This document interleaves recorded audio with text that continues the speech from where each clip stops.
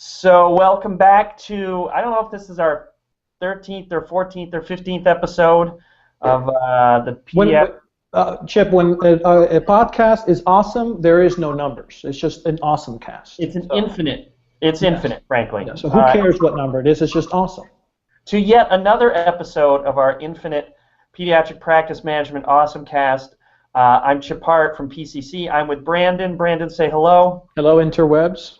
All right, and we have with us yet another special guest because we need as many special guests as we can get. So we have with us Seth Kaplan from Frisco, Texas. Say hello. Hello, everybody. How are you? Did I get that right? You are in Frisco, right? Not right now. It's where I work, but there I you play go. hooky. I'm in Dallas. He's in Dallas. We are talking very specifically today about the subject of changing EHRs. Not getting a new EHR, not starting from scratch, but you have an EHR today and it's time to change. And we have, I think, three very unique perspectives.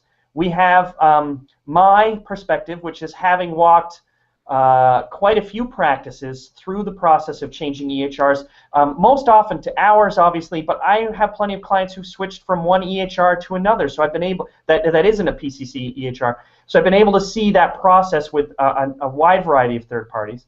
Dr. Kaplan has actually completed the process, so he used to have one EHR and now has another, and Brandon, of course, is in the midst of doing it, and we're all watching with some interest and glee to see how he performs. And so what we wanted to do is look a little bit at, sort of combine our three different experiences to give our rabid and massive viewing audience a sense of the obstacles and the pitfalls and also the benefits of switching EHRs. And I'm particularly focused on a few things that practices can do that they might overlook that can make a big difference, and I'm also looking at the unexpected benefits.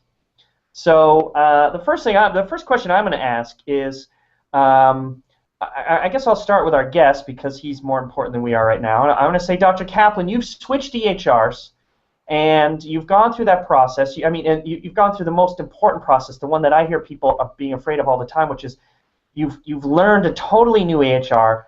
Tell us about that process and what you learned from it, what went well and what didn't go well.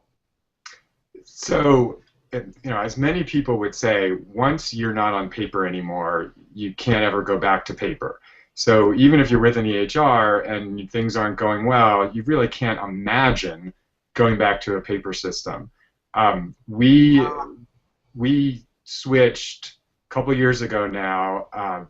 We were not very happy with the support and service that we were getting from our EHR company that we had previously. In order for it to be an effective tool for medical record keeping, for clinical decision making, for supporting the practice of medicine, we just couldn't get it to do what we wanted it to do because it was very difficult to manipulate it, and we didn't have help teaching us how to do it better. That was what really drove us to want to make a change. We also had been on a different practice management system previously, and when the standards for the HCFA forms were going to change a couple years ago, we found out that we were going to have to put in $25,000 worth of upgrades and improvements just to be able to submit a claim because our system had not been updated since we installed it 8 years before.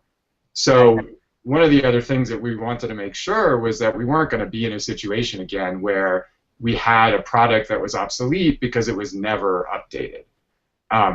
So we started doing the research on different systems to consider and really focused in on systems that were pediatric focused but in their primary nature because our needs are different.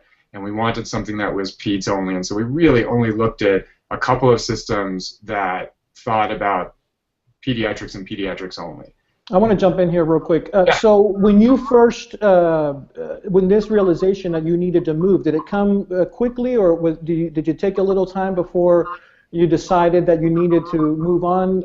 Did you make the decision first and then find somebody, or found somebody and then decided to move? So walk with me, or explain to me kind of the walk in that process.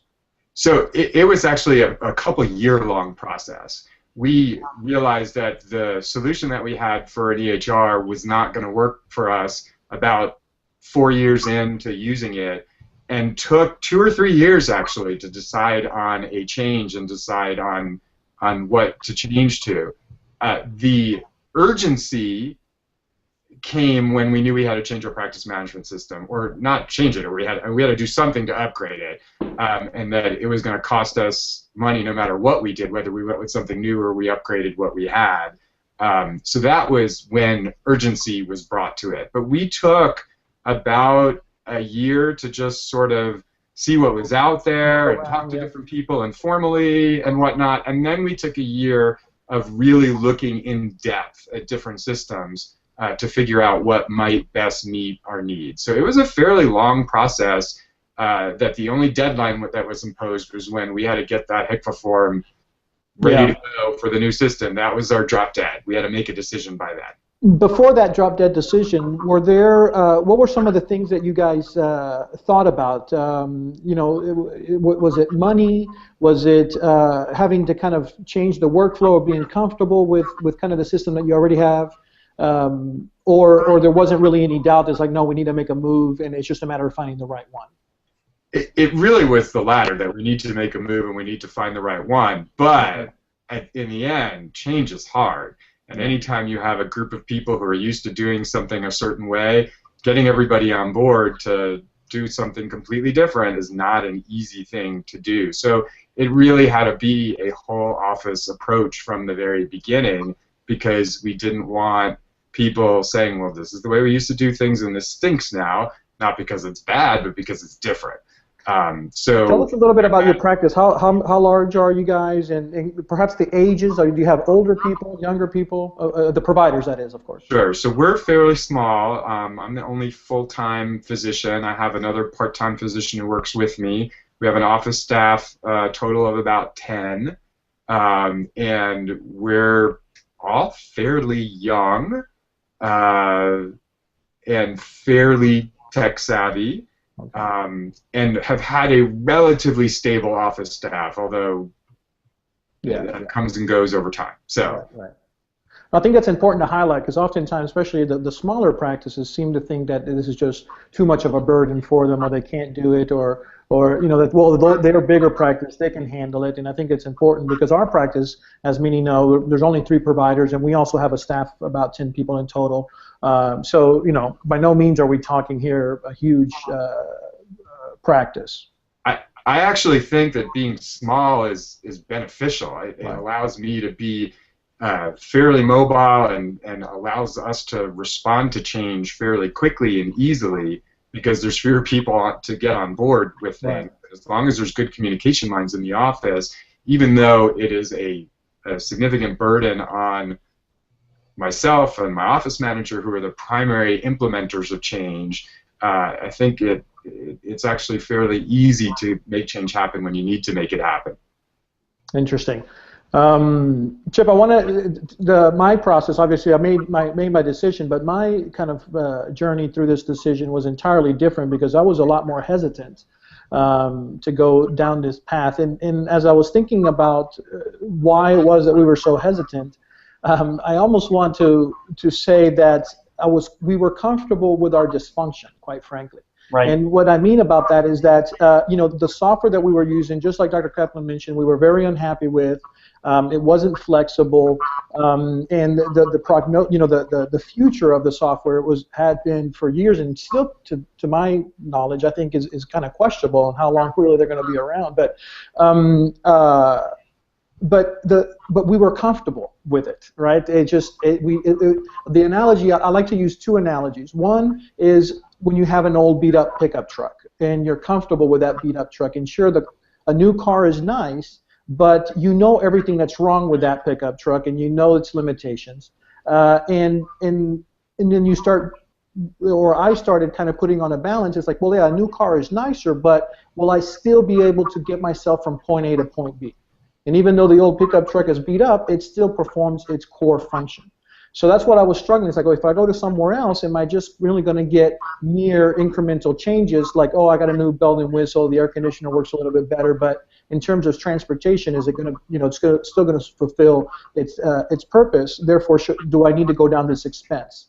The other kind of thing that I went back and forth, and for us it also took probably about a 2-year, maybe 3-year process, is going down the path of a divorce. Now, I haven't personally experienced this, but I can imagine that it would be very similar because there's all these codependency issues, and there's also the fact of realizing the failure and moving on. Do we make this work? And during this time, I had plenty of conversations with the vendor, and there was promises made. I promise I won't cheat on you again, type of a conversation. We've got the counseling, and in this case, we got the support, and we're investing money. And you're like, okay, let me give people a chance. Let me give people a chance.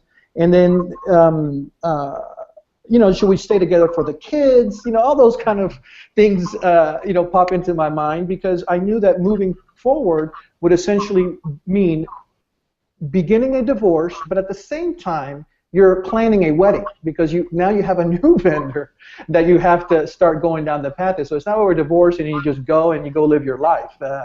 Right. You can't stay single. You can't. I know, you can't stay single. Like Dr. Kaplan said, you can't go back to paper. So, Right. So those were the issues that we were really dealing with. And I want to steal a comment that I think Christophe Diasso made a long time ago, and I want to steal it from him because he said that departing from an EMR is less of selecting an EMR is more of a commitment. Is more of a commitment than a marriage, meaning that the marriage is less of a commitment than selecting the wrong EMR. And I think that is very, very true. And I butchered his saying, but the essence of it is essentially there. So. But to continue the analogy, sometimes marriages are so broken that the best thing to do for the kids is to get divorced. Exactly. And when you look at what you're doing and able to do, it's not. Making a change sometimes isn't about incremental things or little bells and whistles that are better. It's really about rethinking how you practice and doing it in a much, much better way. And if the product allows you to do that, then it's a lot easier to make the leap. Well, let me add, as a vendor, one of the obstacles that I have to overcome every day is talking to people who are clearly unhappy. And if they could learn to trust a new vendor, just like I'm going to trust a new boyfriend or trust a new girlfriend, then they'd switch. But they'd rather stick with their mildly abusive relationship because very often that's what it is. Then they will trust a new vendor. And so I find myself every day having to actually say to people, well, no, we're not going to do that to you. And the thing is, so does the other vendor that they talk to as well. So how would you distinguish between us and another vendor? You can't. And so you're making a leap of faith that you've already taken and failed at. Yeah. And that's a very, very hard thing to overcome. People really don't trust it. And one of the things I see all the time, we've been getting a lot of feedback like this because we are converting people from one EHR to another probably more than we are getting people fresh. And the thing that we're getting all the time is, oh, I didn't know an online process could be this easy. They were used to the turmoil that they had before, and it's not. I'm not saying that because PCC is so great at it. The fact of the matter is, the first vendor on the scene is the one that suffers all the pain of figuring out how your hardware and your networking works. Okay, so just before we started this podcast or video cast or awesome cast. Dr. Kaplan was in one room of his house, and the wireless wasn't quite right, so he moved to another one, and now we can see him clearly. And that's the sort of thing that the first EHR vendor has to figure out. So when the second one comes along, you've already got all this stuff, half of your gross battles are already fixed. And people don't understand that. You already have asked yourself, I hope, questions about your flow, how your process is going to work, what hardware works for you, what hardware doesn't. That makes the second one usually a lot easier. That's just been my experience. Yeah. Tell us, I'm interested in, because one of the other things that I have, I'm interested in knowing Dr. Kaplan's perspective on the transition, because it seems that if you know anything about technology, and especially how EMRs are created, that it doesn't necessarily seem that there's a really easy transition to make sure that all your data is there, so you know that every single height and weight and BMI and scanned image. So tell us a little bit about when you started down this process on how that all worked. I mean, there was a lot of trial and error involved there, and I know that I think we were one of the first few that transitioned from the EHR I was transitioning from, so it wasn't known if you were going to be able to get all that data out. But there was a series of data transfers that went on, and each time we looked at what came, what didn't, so that when the final data transfer finally took place, we were able to get the most complete picture we possibly could. And what's interesting is that the notes that we took from the old EHR actually are much easier to read and peruse through in the new EHR than they were in the really? That's awesome to know. And there were still some hiccups. Like we found out that, for example, all of our hepatitis A vaccines came over as adult Hep A's instead of pediatric Hep A's, and we haven't found an easy fix to that, so we know that, and we'll change them here and there when we need to. But it was very minor points like that that happened. And for the most part, we got what we needed. The growth charts are functional going back in time. The immunization records are there. And we're able to still function. In the beginning, we went from an environment where we weren't using e-prescribing to an environment in which we were using e-prescribing. So medicine transition, or medication, the transcription of old meds to new meds wasn't great, because there wasn't a match for them. Right. So it took a little bit of work, and we did access the old system a fair amount until we really figured out how to use our ERX program really, really well, and now we know that we can get a lot of that information in other places. So it's rare now to have to go into the old system and look for any information, but the key for us was that we still have it if we need it, because we weren't cloud-based. It wasn't something that could be just shut off on us. We had a server in the office, so the data's all there if we need to get to it. But it's rare now that we ever need to look back. Actually, Brandon, go ahead. Brandon, you made a really good analogy earlier when you talked about you're planning your divorce at the same time you're planning a wedding, and that I found from the vendor perspective is one of the top 2 or 3 most difficult things to manage, which is the timing of everything. Right. Because usually, not always, but usually when you're leaving an EHR, the relationship is not always open and friendly. I don't want to extend the marriage analogy at this point, but in some cases, Dr. Kaplan gave an example. You might have a vendor where you can continue to access your data, but all too often, you suddenly can't have access to your data. In fact, there's a hard deadline. We've had to work under those circumstances many times. And so what that means is you're turning to your vendor and saying, hey, by October 1st, we need to complete this conversion, and you may not even get access to your own data until 2 or 3 days before. And we've had to work with some really, really messy and, in my opinion, inappropriate contractual relationships where the vendors say, oh, sure, you can have access to your data, but you'll get your data file in 6 weeks. So meanwhile, what are you supposed to do for 6 weeks? Pretend that you don't see patients.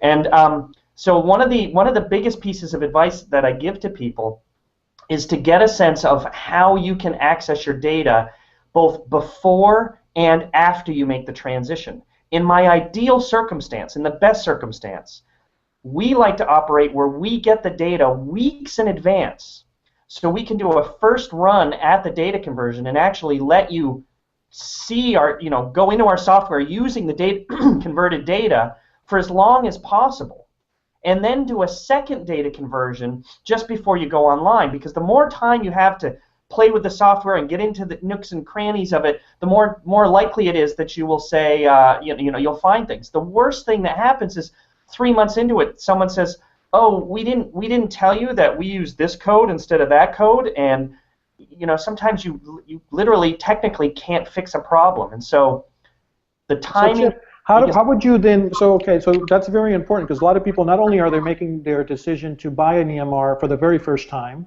and then we've got another, I think, a growing boat of people like me and Dr. Kaplan that is moving to their second EMR. So what do we look for in a contract? You know, does it simply have to spell out, I have access to my data no matter what, whenever I want? I mean, what does it have to say? Yeah, there are a couple things. I've worked with contracts where it's clear in the contract that you as the practice owner have access to your data. But as a practical matter, okay, you don't have access to your data. This happened to a practice we worked with who had a contract that indicated they own the data, but in fact their license, their server was being hosted by a third party. So it was a cloud-based solution with a third party who was not necessarily related to the vendor but had other motivations. And so even though legally they had access to their data, technically they couldn't get it. The third party said, no, we're not going to give you access. It's illegal, it's unsafe, there are HIPAA issues. I hear that all the time. Here's the first thing you can do. Regardless of where you are in your EHR transition process, even if you're not going to buy another EHR for a year, 2 years from now, you should turn to your vendor today and say, how do I get my data? Right now, how could I extract my data from this system? What would happen? And you need to get it in writing, and there are some vendors who are very good about it. We have some competitors who are really pretty good about saying, here, it's $500, and we will overnight you a data package. And that's actually that's an extremely reasonable response, frankly. You know, now, is there a distinction between accessing data where you can just go into EMR and access the data, and then going inside and getting the file and with all the tables? I mean, what's the? That's a great question. All right, here's the thing. So, and I'm going to make this generic because this applies to all vendors. And Dr. Kaplan, I think you saw some of this. All right. So if you have vendor A, that's your original EHR partner, and now you have vendor B. I don't know why I'm showing my hands on the screen because really it doesn't matter, but it just makes me feel better. One of the things that happens is vendor B may not have converted vendor A before, or if they have converted vendor A, they did it with a different version, or vendor A is very inconsistent from practice to practice anyway, or maybe the practices just configure things differently. So vendor B is actually just going to have to be doing some guessing. And one of the things that's really interesting about doing EHR conversion versus a practice management conversion is that the range of the data that you get in EHR data is much, much greater. The data you get from practice management conversions, it looks like addresses, it looks like zip codes, it looks like CPTs and ICD-9s, and it looks like dollar amounts. And because we're dealing with pediatrics, very few figures are over $100, or they're very more than 3 digits. So you really, as you're trolling through a database, have a sense of where things are. In an EHR, however, the ranges, as we know, go from microscopic to macroscopic, whether you're looking at lab data, dates and ages and so on. So one of the things that we do all the time is we go in, we grab, we get the data one way or the other, whether you're accessing it and downloading it yourself or whether they give you an exported file or whatever. We then import it, and then we say we have to tell the practices, go look at your old EHR and the new one, look at us, and do the numbers line up? Are the lab values in EHR A, do they match what it says in EHR B? Because if you're off by a field, suddenly nothing lines up. Suddenly everything's a little silly. And so having access, or in the best circumstance, giving your new EHR vendor access to your existing EHR, that's a huge advantage because it means I can do some data conversion work and then log in and look at a patient in both the old and new EHRs and say, okay, do these data fields mean the same thing? Do they line up? That's a huge advantage. But I think that it's worthwhile mentioning I think that accessing the data is too much of a broad term, and because this is so important, I think that we should clarify, because you can access the data by logging on to my EMR and I can search and look and run a little report, but that's different than having access to the databases where everything is there. So that's why I want to be clear about when we're asking about how can I access my data, the vendor might say, yeah, you have all the access in the world. Go in there and look for patient, John Smith. There it is. You have access to your data. But that's different, right, than going in there and searching the actual database where all the data, all the fields, all the tables, everything is in there. So how would you describe the difference between access data and accessing the database? Yeah. Okay. So one of them means that in one circumstance, you're able to access the software itself and see it, and that is one advantage of using a cloud server, is that usually you can give credentials to your vendor pretty easily. There's some other vendors who are very notorious for just locking everybody out. This is one of the reasons why. So you have access to the software, so you can see what it looks like, and they might send you the data, which is their version of the data. The other option is when your new vendor or a third party working with your new vendor, there are different ways to do it, can actually get all the way to your server and run database query reports of their own, extracting the database, extracting data on their own schedule. That is the ideal circumstance, and the reason for that is it allows the vendor or your vendor acting on your behalf to regather information over and over again.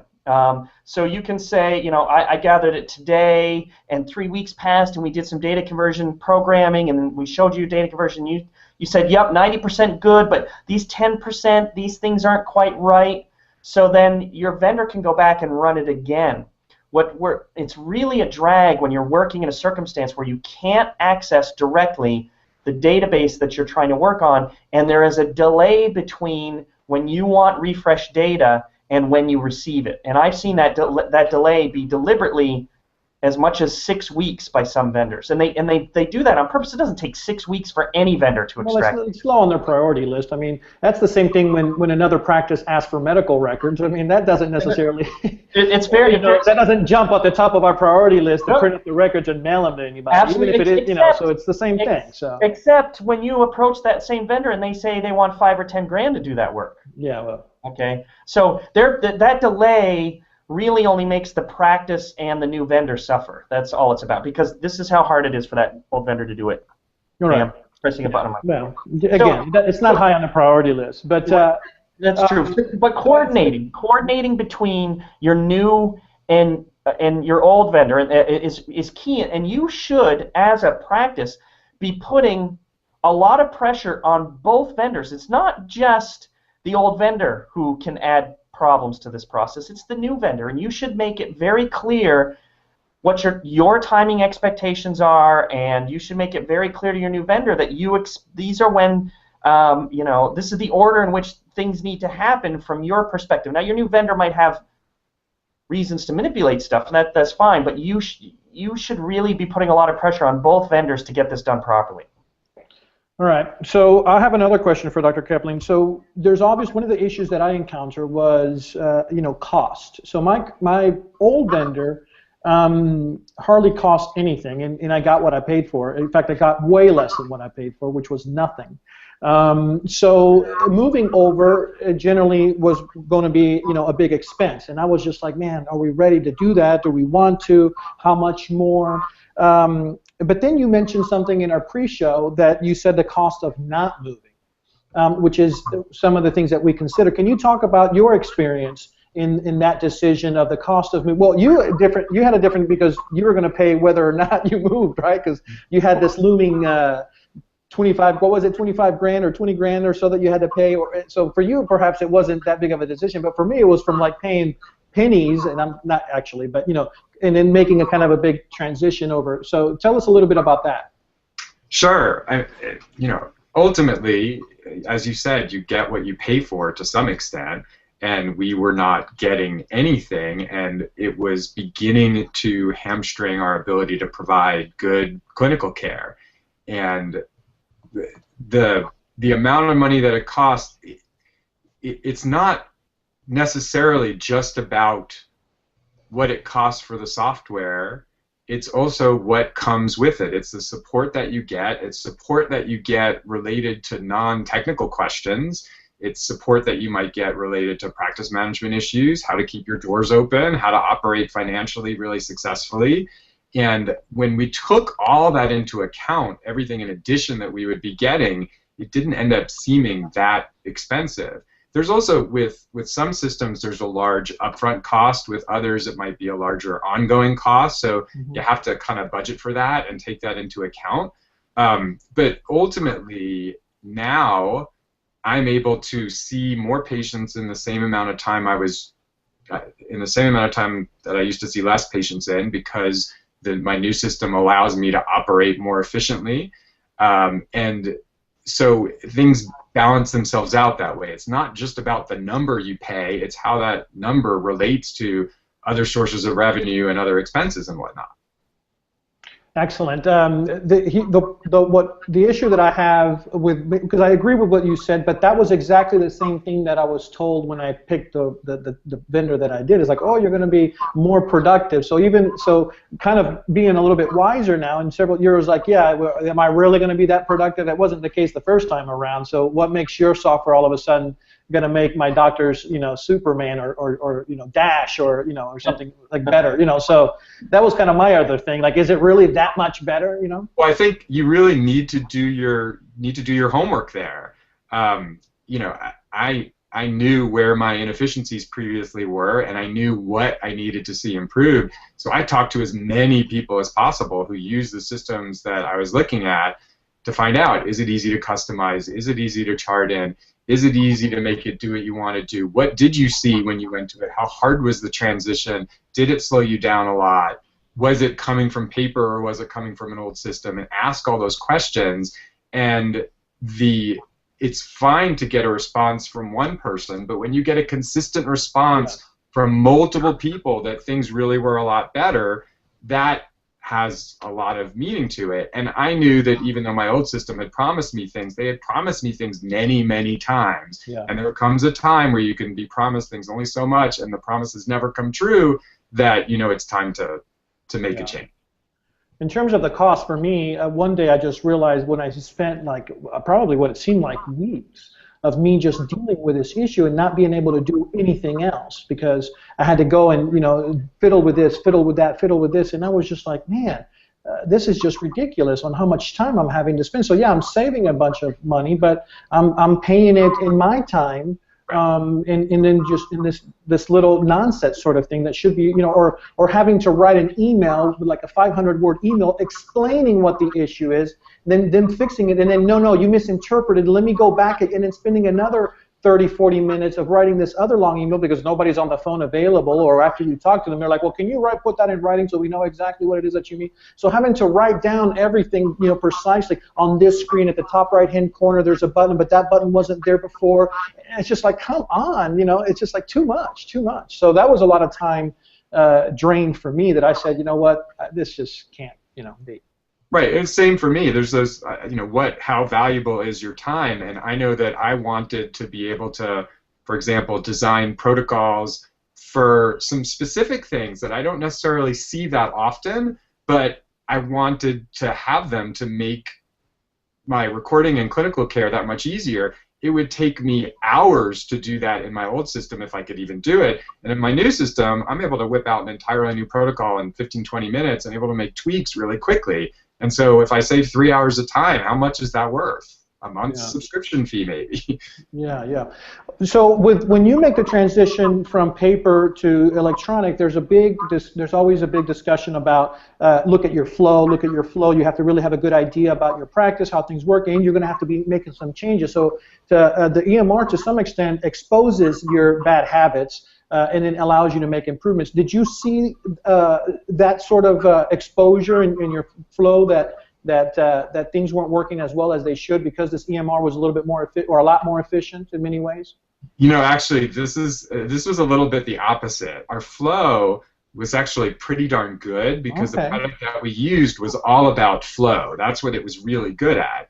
So one of the nice things was we didn't want to see our flow impacted too much because we were doing it fairly well, and there were some things about our new HR that they hadn't developed related to flow yet, and so we took a lot of those ideas and presented them and said, hey, have you thought about this and this and this and this? And over the course of the time between when we agreed to make the change to when we implemented the new EHR, a lot of those changes had happened to match some of the previous flow issues that were helpful to us. So we actually saw that, hey, we gave feedback. Feedback was reasonable. I think that feedback came from others as well, and the feedback was incorporated, which is one of the beautiful things about the change, is that now we're working with a vendor who accepts feedback, expects feedback, and runs with it when they get it. You mentioned the thing about the hepatitis A not transitioning over properly. Were there any other things that were just unanticipated, that were not anticipated, that no matter how much planning, how much discussions, how much that just simply were unaccounted for, that came up and you're like, oh my goodness, what do we need to do this now to fix it? So what were kind of the things that were were unexpected? That was actually the only one, and somehow we missed it during the transition process, and I don't know why we missed it, but we just missed it. So. Yeah. Okay. So there's not anything else that you can think of that that came up that was just that wasn't expected. Well, there was some retraining in terms of how you chart, because things were done a little differently. So I guess an example would be where we put items for plan that we want a patient to get. We didn't realize that they didn't print from a certain section of the chart. So we ended up having it just on the fly, change things to a different section on the chart so it would print out for patients if needed. Some of that stuff we hope is going to go away as we transition to having a patient portal and whatnot, and we can push things directly to the portal for people. But that was unanticipated, is that we didn't know that exactly. I guess the other big unanticipated thing for us is that we're not a practice that was going to qualify for meaningful use, because we don't take care of enough Medicaid patients, so we didn't meet the threshold. And so we kind of ignored a lot of the meaningful use criteria during customization and getting everything ready to go initially, not realizing that all those meaningful use criteria are incorporated into NCQA medical home criteria. And we wish somebody had told us that, because then we would have included them all from the beginning, knowing that we were eventually going to try to become a medical home. And so we've had to do a little catch-up related to that, but it really hasn't been that bad. Okay. They did change the rules, right about the time you went online. Right. Yeah. And they keep changing them, so. Yeah, so and I don't know if you've seen the 2014s, but some of them it's worse. It's much worse. So I have a question. Our application before they go into effect. Well, we have a little bit of time, but some of the I think let's not talk about NCQA right now. I'll lose my mind. So I have a question for both of you. So you've both purchased an EHR in the past, and you've had the experience, pro and con. I mean, you both agree you couldn't go back to paper. You'd rather use what you had than go back to paper. But on your second time around, you've learned some lessons, and you know what you're looking for this time around. So, for example, Dr. Kaplan, you actually gave a very nice little summary of some of the things that you were looking for the second time around, and they match some of Brandon's. There's a big focus on support and are they listening and so forth. So what I want to focus on is what else, now that you've purchased one, and in Dr. Kaplan's case, installed 2 EHRs, what would you tell someone who's never purchased an EHR or who's only purchased a bad one? What should you really be looking for in your replacement or in your first EHR, the first one that you're really going to work with? So, Brandon, I'll start with you, and then we'll ask Dr. Kaplan what he thinks.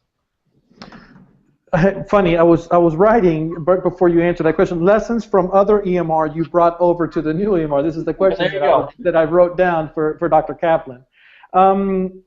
It's interesting because there's all this talk about lessons learned and everything, and I don't know that we did anything incorrectly when we selected our first EMR. We did our due diligence. We talked to all the things that Dr. Kaplan is saying as far as talking to people. We wanted something that was pediatric specific, so we talked to pediatricians and ignored eventually every single other EMR and just focused on the ones that were pediatric specific. And granted, there weren't very many back then, so we just kind of focused on the 1 or 2 that were around. But there's certain things that you can't really anticipate, of course, right? And there's certain things that, the due diligence is important, but it's not going to give you 100%. So I don't know where that lesson lies, if there's some sort of a lesson that we can take from that. But again, when I look back at the decision that we made with our EMR, and eventually it became, it just turned out to be a bad EMR for us, not because the software was bad or because we didn't do enough due diligence, was because the company went through some structural problems and then they kind of went down a path that that we particularly, didn't subscribe to. And I hear people that are very happy with that vendor, and I can't imagine why anybody would, but there are people out there. So so that's kind of one of my lessons. The other thing is that obviously when you're a little bit more or a little bit more aware of things, then you ask more pertinent questions, like the database question that I was asking you. Now I know to ask specifically, no, I'm not talking about accessing the data, I'm talking about digging down into the table, because I know that that's what you need in order to know that this BP, blood pressure figure needs to be exactly in the blood pressure figure from A to B or whatever. I'm making signs with my hands too that nobody can see, but that's what I was saying. So that's great. And I was thinking about another one, but I'm going to leave it up there because and just turn it over to Dr. Kaplan to see what he has to say. So I think one of the other things, in addition to what Chip already said, for me is, a common complaint that you get from physicians is, why doesn't this do this? Why doesn't this do that? Why isn't this here? Why isn't this there? But yet they didn't do their homework beforehand. I think the ability to customize a product, even though it may be pediatric specific out of the box, the ability to customize it to do what you need it to do and to do what your practice needs it to do is so important, because if you and it are not a good fit for each other, it's just not going to work well. But that means that during the time before you go live, you have to spend a lot of time and effort making it do what you want it to do, borrowing protocols from other people, figuring out what should sit where and in what order things should sit in. And then you have to decide, even when you do go live, that even though you've gone live, you're not done. There's always going to be things that come up. There's always going to be improved ways that you could do things. If you see the EHR as a static entity, then you got what you got. But if you continually make small changes to improve it and tweaks to make it do what you need it to do better, then you're going to get the most out of it. And I want a product that allows me to do that without sending the 500-word email or without sitting on the phone for 3 hours. But I can instead just be in a meeting with my office manager and the other doc in my office, and they say, well, shouldn't this be able to do this way? And I say, yeah, that's a great idea, and it's already fixed before we've even finished the sentence. So I love that. I think every EHR vendor in the country would love to have their clients understand the process the way that you just described it, because what we see all the time is practices who buy a static thing. Actually, the segue I'm trying to make is, I see a lot of practices who the first time around purchased an EHR based on bells and whistles. How many features and functions did they have? And I'm not saying, I want to be clear, I know the EHR that you guys purchased 10 years ago, 12 years ago, you bought the right one. That was, I mean, and that the functionality of that EHR is still good in many ways. So I don't mean it that way, but I know a lot of practices who bought simply because this EHR has the most features. And the second time around, I'm speaking to a lot of people who are saying, I don't care how many features it has, I just want it to have these 4 really well. These 4 work really well for me. So I'm not spending an extra 1 to 2 to 3 to 4 hours at the end of the day charting. And that I know that even if it doesn't have a feature I want today, if it's a reasonable one, I know it might have it later. And that's been that may be partially because those are the types of people I would hear from. I realize there's some self-selection in the survey, but I think people's view of what they need for an EHR changes that second time around. Yeah, I would agree. I didn't want tons of bells and whistles that are already there that function in a way that isn't the way I think or function. So I think one of the other beautiful things about figuring things out the second time around is also wanting not just to contribute to the process in the office of constantly changing things, but having an opportunity to contribute to the overall development of the product, having the opportunity to be a beta tester for different features, having the opportunity to give that feedback before they're rolled out, is also something that I look for. Another thing that was really important to me is that I wanted a product that was actually updated frequently.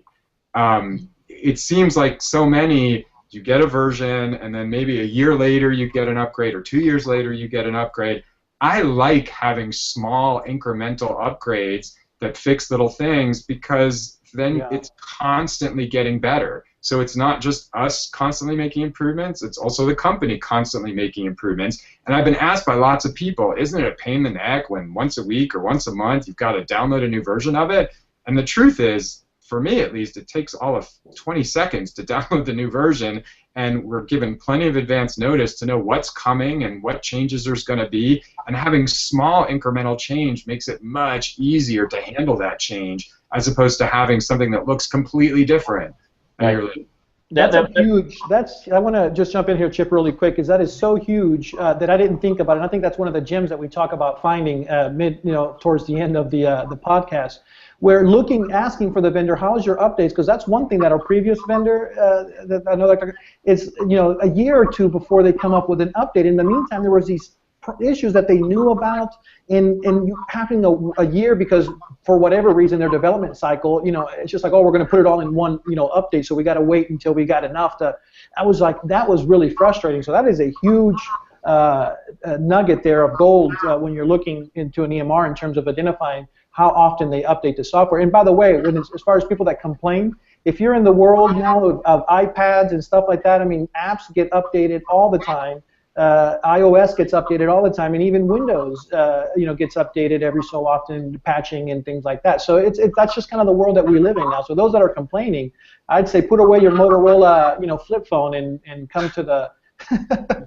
And it's like, those are the people that are probably holding their big old Motorola block cell phones back there.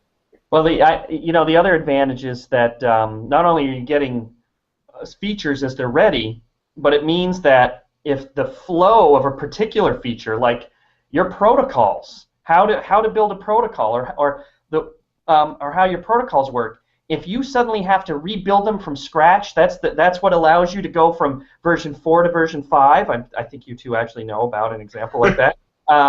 Then that's a deal killer.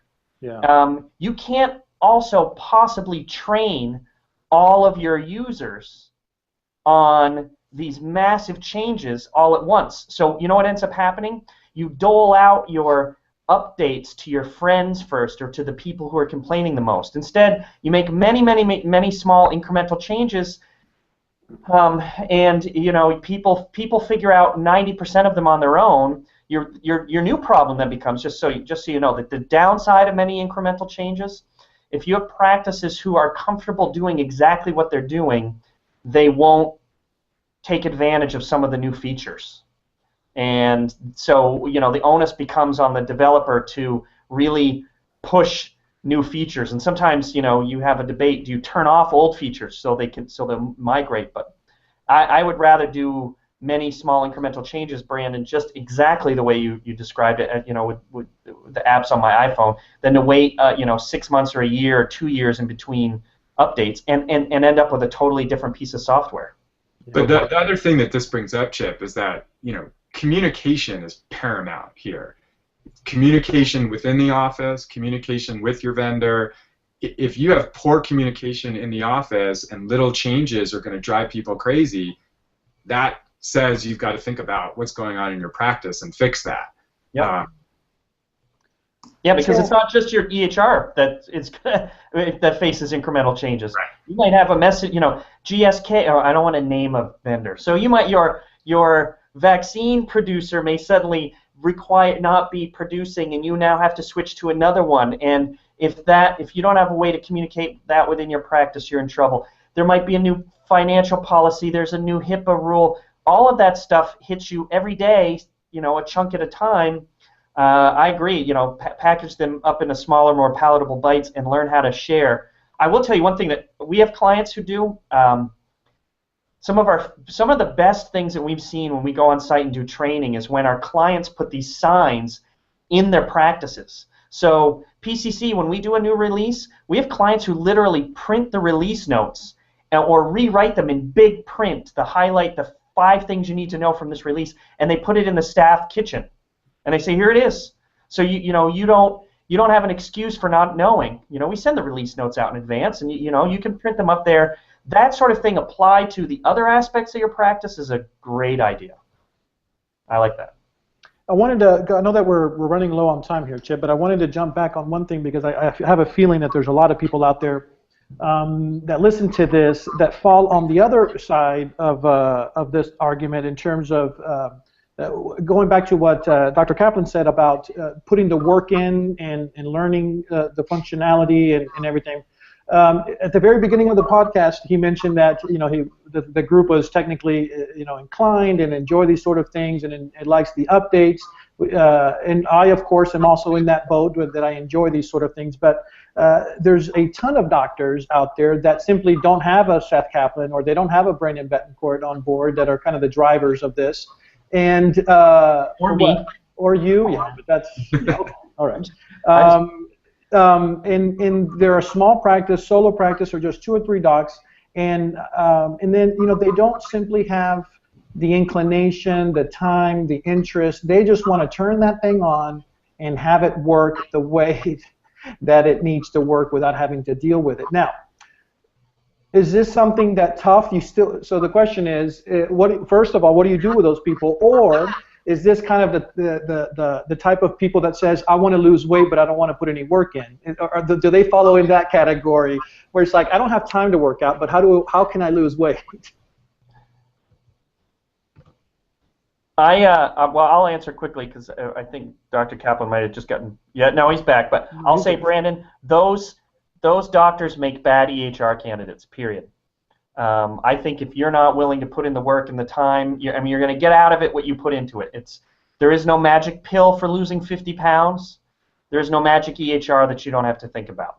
That's But if the EHR makes it easy for you to put that work in, that makes it that much easier. Yeah, and I think that, for anybody who says that I don't want to put work into it, and they're asking me, how is it? How do you like it? What do you like? I'll say, come to my office and I'll show you how easy it is to customize and change it.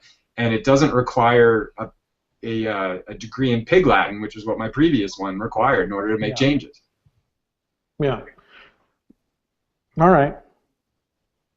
I think that's, I don't know, do we have any other questions? Or we want to throw something out? I know we've been on for about over 50 minutes. I think we're at 55. Well, Dr. Kaplan, do you have any questions for us? I mean, we are certified geniuses after all, and this is your opportunity. True. That's true.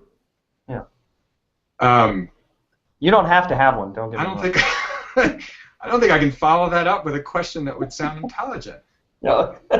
I don't think I can answer it intelligently if you had a question. So, is there anything else you'd like to tell people who are considering the transition or are in some sort of abusive EHR relationship? Is there some piece of advice you'd like to give them? No, I mean, it's really just do your homework, and even though the change can seem overwhelming, if you make the right decision, you'll reap the benefits of it down the road. And when you reap the benefits and you see how good things can be on the other side, all the sweat equity and money it takes makes it all worth it. All right. So I'd like to say thank you to marriage counselor Seth Kaplan and EHR. I appreciate it. We did get some nuggets again today, Brandon. I'm excited. We did. And Brandon, thanks again as always. We'll have this posted soon enough. And Dr. Kaplan, maybe you can come back in a little while and tell us if your opinion has changed about anything. All right. Thank you. Thanks for having me.